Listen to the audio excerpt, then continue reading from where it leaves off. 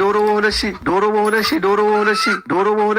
ብራዘር ዶሮ ስንት ነው? አትሰማም እንዴ? 2,000 እያልኩህ አንዴ። ምን ያስቆጣል ታዲያ? ትንሽ ቀንስና ሸጠልኝ። ኧረ አይቀንስም። እነዚህ 12 ብልት አይደለም ያላቸው 20 ብልት እኮ ነው ያላቸው። ኧረ እንደዛ ከሆነ ለ20 ሰው ይበቃል ማለት ነው። ኧረ ለ30 ይበቃል። ታየውም እንዴ ምን እንደሚያክል። እሺ አምጣው በቃ። ወይኔ ዶሮዬ፣ የሁሉ ብር ገዝቼማ አታመልጭኝም። የት ገባች? ብራዘር በዚህ ጋር ዶሮ ስትሮጥ አይተሃል? የምን ዶሮ?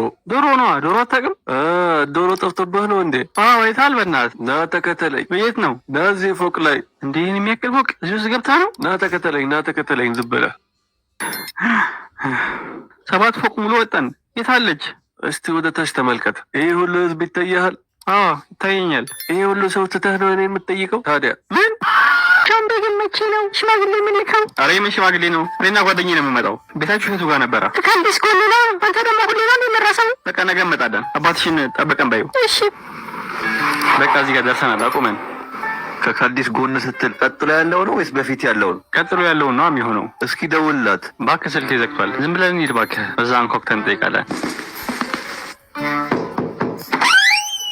ሚጡ ደህና ነሽ? አባትሽ አለ? አዎ አለ። ሰዎቹ መጥተዋል በይው። ይገባዋል ማን እንደሆነ። እሺ ማን ነው የመጣው ልጄ?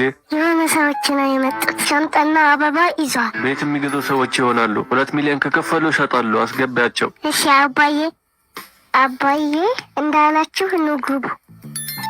ይሄቹን ቤት ወይስ ስልኩንም ዘግቷል ቀረ ማለት ነው? ለምን እንደመጣን ያውቃሉ መቼ ማለት ነው? አዎ አውቃለሁ። አይተሃታል ወይስ ድጋሜ በደንብ ማየት ትፈልጋለህ? ኧረ በደንብ ነው ማውቃት። እንደውም ወደ እኔ ስለመጣችሁ ችግሯን እነግራቸዋለሁ። ኧረ ፋዘር ምንም እኮ ችግር የለባትም። ዝም በል አንተ። እሳቸው ከአንተ በላይ ያውቋታል። ትንሽ ጽዳት ያስፈልጋታል። ምን? ቆይ ተረጋጋ። ሻወር መውሰድ ትፈልጋለች ማለቱ ነው መሰለኝ። ሻወሩማ ተበላሽቷል። ችግር የለውም ፋዘር፣ እኛ ጋር አለ።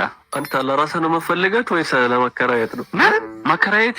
አንተ አልገባም። ይሄ የሀብታም ሰፈር ነው። ታከራያት፣ ታገኘው ብር አስበው። ኧረ ይሄ ምን አይነት ሽማግሌ ነው? ምንድነው የምትነጫነጩት? እቺን ካልፈለጋችሁት ትንሿን መውሰድ ትችላላችሁ። ጭራሽ ትንሿን? አዎ እሷም የራሷን ደንበኞች አሏት። እንዴት ሴት ልጆች ላይ እንደዚህ ታደርጋለህ? የምን ሴት ልጅ ነው የምታወራው አንተ ባለጌ? ልጆችህ ሜሮንና ሀና ናቸዋ። የምን ሜሮን ነው የምታወሩት? እኔ እኮ ስለ ቤት እኮ ነው የማወራው። አንተ የሜሮን አባት አይደለም እንዴ? ሜሮን አትበሉብኝ። ውጡልኝ ከዚህ። እኛ